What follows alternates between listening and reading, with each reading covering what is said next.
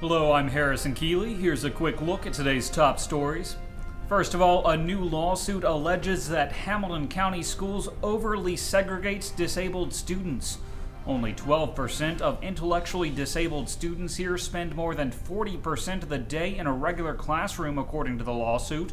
Compare that to the national rate, where 44% of disabled students spend that much time in regular classrooms. Deborah Hyde's family is behind the lawsuit, which comes after the school system transferred her son Luka, who has Down syndrome, from Normal Park Elementary to Red Bank. An attorney for Hamilton County Schools wouldn't comment on the lawsuit. The businessman who saved the Chattanooga Choo Choo and turned it into a landmark has filed for personal bankruptcy. Alan Casey's filing comes just 2 days after his company, River City Resort, filed for bankruptcy. Both face a lawsuit from investors over the riverfront property Casey hoped to make into a hotel. He's accused of taking up to $7 million from deals involving the land with no accounting. And after nearly 2 decades of talk, the only thing that sits at the property now is a rundown barge that's faced intense criticism from city leaders and residents. But Casey denies wrongdoing in the case, and he's asking for the lawsuit to be dismissed. Tracy Carpenter has pleaded guilty to child abuse in the death of her 18-month-old daughter, Sierra. Sierra died of respiratory problems and blunt force trauma to the head on April 27, 2006. Tracy's boyfriend, Brian Rutherford, noticed the girl wasn't responding, so he rushed her to the fire department, where emergency workers saw bruises all over the girl's face and a handprint on her chest. A medical examiner's report detailed signs of ongoing abuse, including bleeding on the brain and blood in the eyes. Now Carpenter faces between 2 to 4 years in prison.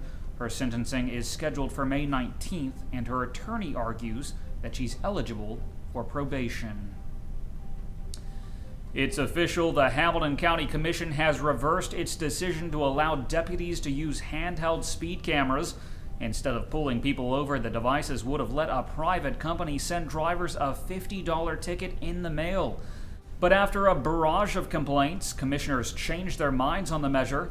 Sheriff Jim Hammond said he was surprised that people had such disdain for the cameras. After all, he says no one spoke up about the dangers of speeding. District 5 Commissioner Greg Beck was the only one who still voted in favor of the devices. He says political pressure from residents was no reason to toss out officer safety. The TBI is investigating the city of East Ridge over a forged law. The Bureau is looking into Ordinance 787, which deals with the city's tow truck law.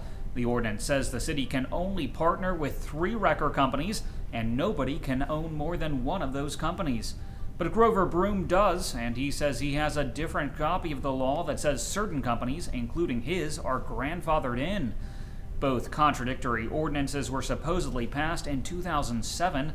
2 councilmen say the copy the city has on file is the phony one.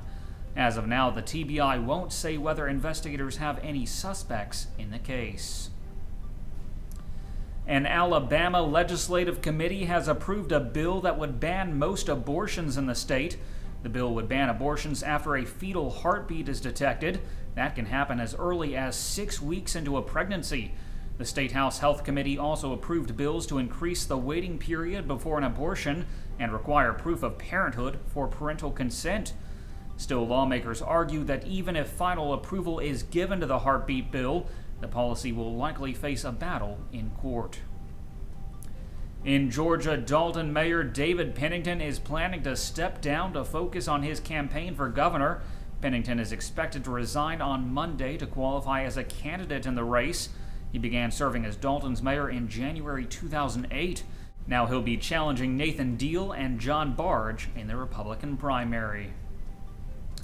Finally, Paula Dean has announced she's opening a new restaurant in Pigeon Forge. Paula Dean's Family Kitchen is expected to open its doors late this summer. The $20 million restaurant will accommodate 350 people, plus a store selling the chef's favorite items. And for those watching their weight, officials say the restaurant's menu will also include a few healthy options. Turning to weather, today will be sunny with a high near 45 degrees. The low tonight will be around 22. That's it for today's newscast. Thanks for being with us. You can find more on these stories and breaking news all day long at timesfreepress.com.